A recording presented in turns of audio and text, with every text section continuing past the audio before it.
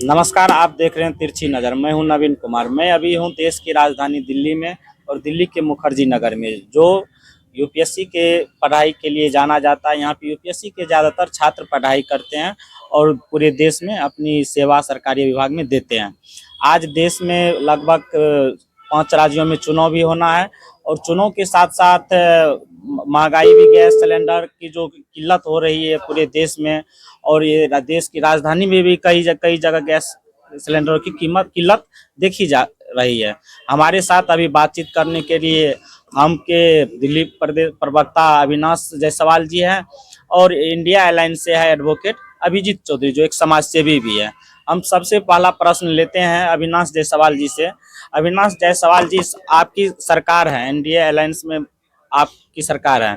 आपकी सरकार ये दावा करती है जो हमारे पास अभी सिलेंडरों की कमी नहीं है, फिर भी लोगों को सिलेंडर के लिए जूझना पड़ रहा है। आखिर ये क्या मामला है? एक्चुअली सबसे पहले तो मैं आपको धन्यवाद देता हूं कि आप इस चीज़ों को मुद्दे से उठा रहे हैं, ताकि जनता को पता तो चले कि अननेसेसरी जो चीज़ों को बहलाया फुसलाया जा रहा है, उनको बरगलाया जा रहा है कि सिलेंडर नहीं है।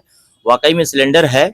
अचानक से जब कोई व्यवस्था पेंडेमिक होती है, क्योंकि हकीकत ये है कि गैस तो हमारे पास है नहीं। गैस जो खाड़ी देशों से हम लाते हैं, निर्यात करते हैं, वहाँ पे निरंतर बमबारी हो रही है।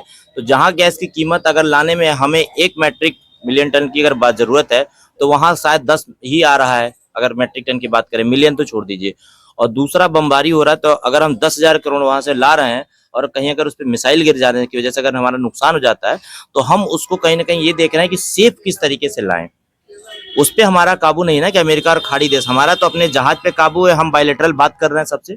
जब पेंडेमिक जैसे कोरोना पेंडेमिक था, अचानक से परिस्थितियों को काबू करने के लिए कुछ समय जरूर चाहिए। तो सरकार, चाहे हमारी एनडीए के अलायंस की हो चाहे इंडिया अलायंस की हो, किसी को भी अगर पेंडेमिक हो रहा है तो थोड़ा काबू करने के लिए अफरा तफरी जो हो रही है उसको समय चाहिए। और दूसरी, आज की जो परिस्थिति देखी जा रही है कि कहीं ना कहीं जो अफरा तफरी मची, तो लोग 10 सिलेंडर 15 सिलेंडर अपने अपने घरों में रख ले रहे हैं कि कल को नहीं मिलेगा। वो एक जो पैनिक अचानक से लोग खड़े किए, जिसकी वजह से हो रहा है। बाकी सिलेंडर पर्याप्त मात्रा में है, किसी को कोई परेशानी नहीं उठाने की जरूरत है।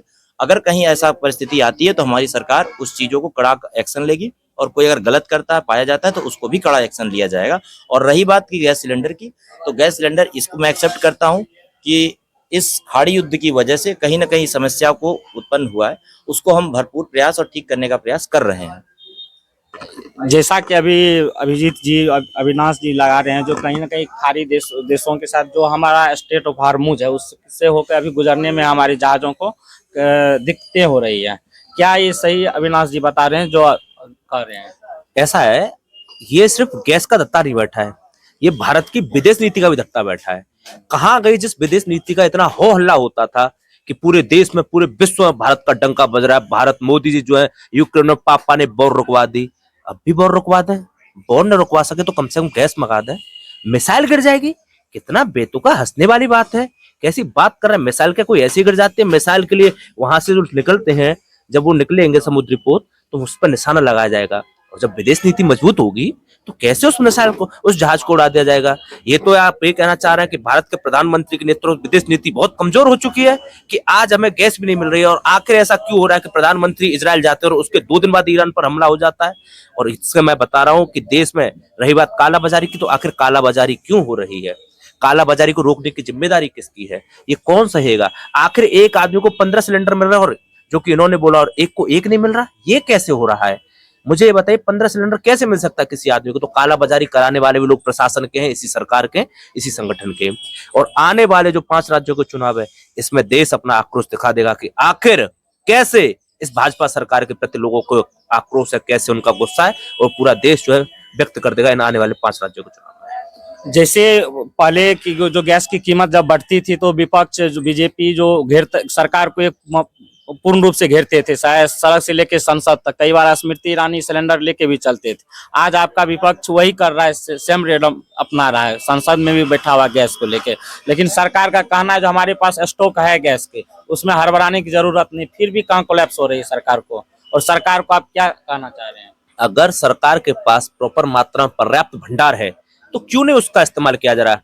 किसके लिए बचा के रखा जा रहा है? क्या कालाबाजारी फिर सरकार करा रही है, या सरकार के निर्देशों पर कालाबाजारी हो रही है? आखिर ये पता चलना चाहिए कि अगर पर्याप्त मात्रा में भंडार होने के बाद भी अगर एक व्यक्ति इस गैस सिलेंडर जैसी चीज के लिए जूझ रहा है, तो सरकार की नाकामी है, सरकार की विफलता है। सरकार को इस पर सोचना चाहिए कि अगर आप एक व्यक्ति को एक साधारण सी गैस सिलेंडर को उपलब्ध नहीं करा सकते हो तो फिर आप क्या करेंगे। इस देश में ऐसी कैसी परिस्थिति आ गई है कि लोग जो है गैस सिलेंडर से एलपीजी से पहुंच के सीधे सीधे जो है चूल्हों पे आ गए, गैस चूल्हों पे आ गए। और आज हमारे देश की मेन स्ट्रीम मीडिया, जिसे मेन स्ट्रीम मीडिया कहा जाता है, वो जो है आज क्या कहते हैं, चूल्हे के फायदे बताने लग गई, उपलब्ध के फायदे बताने लग गई। तो ये तो सोचना चाहिए सरकार को, लोगों को, सरकारों में बैठे जिम्मेदार लोगों को कि आखिर क्यों देश में ऐसी स्थिति बन गई है कि आज लोगों में बहका माहौल है कि उन्हें गैस सिलेंडर नहीं मिलेगा, उन्हें एलपीजी नहीं मिलेगी।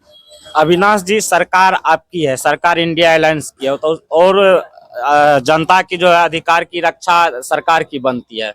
तो आखिर सरकार को जब ये पता था जो किल्लत, जब युद्ध होगी तो किल्लत होना है, तो फिर से इसका पहले से क्यों नहीं प्रयास किया गया स्टॉक भंडारण के लिए? भंडारण प्रयास पर्याप्त मेयाद पर किया गया था और एक लिमिट होती है। आप जैसे कह रहे हैं कि इन्होंने बोला कि इजराइल की यात्रा की और 2 दिन युद्ध हो गया, तो ये किसी को प्रेडिक्शन नहीं रहता है कि नहीं युद्ध होगा ही, युद्ध होगा, लेकिन आज ही हो जाएगा युद्ध, ये किसी को नहीं रहता। आज युद्ध होने के 1 महीने बावजूद भी अगर गैस सबके पास पहुंच रहा है तो इसका मतलब है कि सरकार पर्याप्त मात्रा में गैस रखी थी। लेकिन हर एक की एक सीमा होती है कि निश्चित होती है कि हम कितना रखें, क्योंकि गैस है, कोई मिट्टी बर्तन चीज नहीं है कि हम रख दें। और भारत जैसे विशाल देश में और कम अर्थव्यवस्था को चलाने के लिए हर एक चीज का एक माप तौल है, एक नियम प्रणाली है, नियम प्रणाली के अनुसार ही हम चलेंगे। ऐसा नहीं कि हम आज समस्या खड़ी हुई तो आज उसका निदान दे दें। निदान की व्यवस्थाएं धीरे धीरे करती आ रही हैं। इनकी सरकारें क्या बहुत पहले जब 70 साल से रही तो क्या तब महंगाई नहीं बढ़ी? 91 महंगाई नहीं बढ़ी? 2008 में महंगाई नहीं बढ़ी? अगर कोई समस्या आ रही है तो ये जरूर है कि हम मिल बांट के काम करेंगे, हम मिल के बात करेंगे और हम चाहेंगे कि विपक्ष भी हमारे साथ हो। महंगाई बढ़ी, क्या महंगाई बढ़ी? हम उसका हम सत्ता से अलग है ना। जो गलतियां हमने की वही गलतियां ये करेंगे। इसका मतलब ये हुआ कि फिर जनता ने इन्हें क्यों चुना? जनता ने इन्हें आगे की उम्मीदों के लिए। तो फिर तो मैं कहूंगा कि जैसे हमने सत्ता छोड़ दी, ये लोग सत्ता छोड़ दे और देश को आज नए नेतृत्व की जरूरत है, नए परिवर्तन की नहीं है। सत्ता जनता ने आपसे छुड़वाई है, सत्ता आपने छोड़ी नहीं। सत्ता तो आज भी आप हिमाचल में पकड़े हुए हैं, तो क्या हिमाचल में क्यों गैस की किल्लत है? आने वाले 5 राज्यों में आपको दिखा देगी कैसे जनता में जितना आक्रोश है, रोष है। आपने कुछ समय पहले भी बोला था कि बिहार में भी ये आक्रोश दिखा देगी। बिहार में भी हमारी सरकार आई और खुले समर्थन के साथ, पूर्ण बहुमत के साथ आई, और आगे भी आने वाले 5 राज्यों में मैं फुल दावा करता हूं कि पूर्ण बहुमत से सरकार आएगी। और चाहे ममता बनर्जी की सरकार हो, चाहे हमारे दक्षिण भारत की सरकार हो, पूरे को पूरे एनडीए अलायंस उखाड़ फेंकेगी। हाथ कंगन को वार से क्या और पढ़े लिखे को पार से क्या। आने वाले 5 राज्यों के चुनाव इस देश की बता देंगे कि लोगों को सरकार के प्रति कितना विश्वास रह गया है। आने वाले 5 राज्यों का चुनाव कीजिए। पश्चिम बंगाल में ममता बनर्जी के नेतृत्व में टीएमसी की सरकार पुनः पूर्ण बहुमत के साथ बनने जा रही है। लेकिन हम सबका भी एक दायित्व बनता है सबसे बड़ा। लेकिन जब एक आम आदमी को सिलेंडर नहीं मिल पाता है, आप जब हम लोग एक पत्रकार हैं, जब ग्राउंड पे जाते हैं, लोगों से मिलते हैं, लोग कहते हैं 4-4 हजार में हमको सिलेंडर मिल रहा है। आखिर 4 हजार में बेचने वाले है कौन? वो तो आपकी सरकार रोक लगाएगी। डेफिनेटली हमारी सरकार रोक लगाएगी, हमारी प्रशासन उसके लिए मुस्तैद है। ये कुछ लोग जो भ्रामक चाहते हैं, राजनीतिज्ञ चाहते हैं, कुछ लोग चाहते हैं कि नहीं सरकार और समाज कहीं ना कहीं व्यवस्था से हटके हुए कुव्यवस्था चले, ये यही लोग हैं। उनको सरकार जिम्मेदारी के साथ पकड़ भी रही है और उनको सजा भी दे रही है। लेकिन जो नॉर्मल है कि आप पूरी जनता, आप देखिए कि जनता सामान्य स्थिति में चल रही है, सारे काम चल रहे हैं। 1-2 दिन की बात है तो अचानक से कोई भी समस्या पेंडेमिक आई है, उसको सरकार मुस्तैदी के साथ लड़ रही है। और आने वाले समय में पूर्ण रूप से मैं आपको कह रहा हूं कि 1 या 2 दिन में पूर्ण रूप से सबके घर घर सिलेंडर होगा। और ऐसी कोई जरूरत नहीं है। सरकार ने एक पैमाना मानक बना दिया कि एक्स्ट्रा गैस जिसके पास जाता था उसको रोक लगा दी गई। बात यहाँ पे यह है कि अचानक जो पेंडेमिक हुई है, लोगों ने अपने अपने घरों में जो गैस रखा वो रोकने में, या कह सकते हैं कि ये सोचने में, ये बताने में समय लगा। ये जरूर मैं एक्सेप्ट करता हूँ कि इतना लंबा युद्ध खिंच जाएगा, इस बात का कहीं ना कहीं ना तो हमें अंदेशा था, ना किसी विश्व को अंदेशा था। आज अमेरिका भी कह रहा है कि कहीं ना कहीं ये दिक्कतें हो रही हैं। आप अमेरिका जैसे देश में जहां से गैस चलती है, आप खाड़ी देशों में देखिए, वहां भी ये समस्या हुई है। हमारे घर में गैस नहीं है। गैस जहां से आता है, हमें इसके रिसोर्स भी हम तलाश रहे हैं। आने वाले समय में सोलर पैनल की बात हो, चाहे हम दूसरे इलेक्ट्रिक चीजों की बात हो, उस पर भी हम कन्वर्ट कर रहे हैं। लेकिन आज जो गैस की किल्लतें हैं, केवल एक गैस ही नहीं है। अगर मान लीजिए हमारे जगह पे अगर इनकी भी सरकार होती तो ये किल्लतें इनके पास भी झेलना पड़ता, इन्हें भी देखना पड़ता। क्या आपको लगता है जिस तरह से अभी गैस और पेट्रोल के लिए कि इतना कीमत उनका बढ़ा है और बेग कीमत बढ़ा हुआ है, तो क्या आपको लगता है आगे में जो 5 राज्य की चुनाव है, 1.5 महीने में चुनाव होना है, क्या इससे पे असर पड़ पाएगा आपके? आप कीमत की बात कर रहे हैं, सरकारी कीमत तो वही है। अगर कोई ब्लैक मार्केटिंग से खरीद रहा है तो उसकी जिम्मेदारी किसकी है? आपने भी तो कांग्रेस को यही महंगाई करके हटाया था।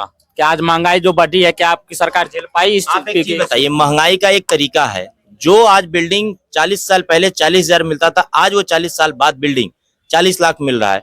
महंगाई अब सरकार पे बात करें, क्या आप 5 राज्य में फेस कर पाएंगे अगर इस तरह से महंगाई गैस पे, पेट्रोल पे, जितना पेट्रोलियम पदार्थ है इस पे अगर इस तरह से बना रहेगा? आप सरकारी रेट बताइए ना कि सरकार ने कहा गैस का महंगाई आप बात करते हैं अमेरिका की, जो अमेरिका कहेगा क्या मेरा देश अमेरिका? आप बताइए कि सरकार ने कहा गैस का महंगाई, क्या कहा पेट्रोल का रेट बढ़ाया, कहीं बढ़ाया नहीं बढ़ाया? अगर ये कालाबाजारी है तो कालाबाजारी कुछ लोग जानबूझ के कर रहे हैं और कुछ लोग जानबूझ के खरीद रहे हैं। सरकार के रेट में अगर कोई बढ़ोतरी हुई हो तो आप बता दीजिए।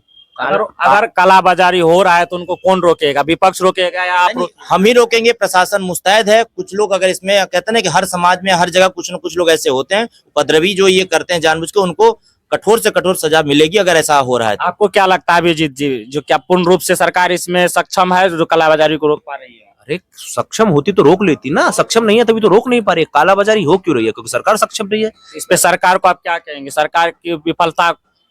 मैं तो सरकार से कहूंगा कि सरकार के मंत्री जिनका एपिस्टिन से संबंध आ रहा है, जो खुद बता रहे हैं कि वो हमारा मित्र है, उन्हें इस्तीफा देना चाहिए और व्यवस्थाओं को प्रारूप रूप से, सरकार को सुचारू रूप से जन जन को गैस पहुंचानी चाहिए, ताकि जिससे लोगों में जो आपाधापी बची हुई है वो खत्म हो और जन जन परेशानी से मुक्त हो। आगे आगामी 5 राज्यों में चुनाव है, 1.5 महीने के अंदर चुनाव भी होना है और कहीं ना कहीं अभी जो इंडिया अलायंस है बहुत कमजोर जो ग्राउंड पे दिखाई दे रहे हैं। कि आपकी 5 राज्य की चुनाव को लेकर आप क्या? आपको किसने कहा कमजोर है? अब बिहार का चुनाव है, देख लीजिए बिहार में क्या रिजल्ट है। यूपी में चुनाव हुआ, क्या किसने कहा कमजोर है? क्या अभी का जो वर्तमान में चुनाव हुआ है उसमें मैं बता रहा हूँ जिस तरह से इंडिया अलायंस को बनर्जी कमजोर दिखती है? क्या आपको असम में गौरव गोगोई के नेतृत्व में कांग्रेस कमजोर दिखती है? क्या आपको तमिलनाडु में स्टालिन साहब के नेतृत्व में डीएमके कमजोर लगती है? बताइए, कितने पुराने आप अगर इन्हें कमजोर कह रहे हैं तो फिर मैं ये कहूंगा कि ये आप जो है किसी और बात को कुछ कहना चाह रहे हैं जो कि वो नहीं है। बहुत मजबूत लोगों के नेतृत्व में केरल में पी विजयी साहब बहुत मजबूत हैं। कैसी बात कर रहे हैं? कमजोर नहीं है कहीं भी। इंडिया गठबंधन यहाँ पूरी मजबूती से भारतीय जनता पार्टी को धूल चटाने जा रहा है और पूर्ण बहुमत से हर जगह 5 राज्यों में अपनी सरकार बनाने जा रहा है। आप चुनाव बाद हमसे बात कर लीजिएगा। जैसा कि आप अविनाश जी और अभिजीत जी की बातों को सुने, हम बात किए गैस की महंगाई पे और आगामी कुछ कुछ तथ्यों पे बात किए जो आगामी 5 राज्यों में चुनाव है। ये तो सभी पार्टी का ना चुनाव आती है तो अपना अपना दावा पेश करती है। वो तो देखना होता है जब चुनाव का रिजल्ट आता है कौन पार्टी किन पे भारी पड़ा। मैं नवीन कुमार, तिरछी नजर के लिए मंतोष कुमार कैमरामैन के साथ यहीं तक। जय हिंद दोस्तों।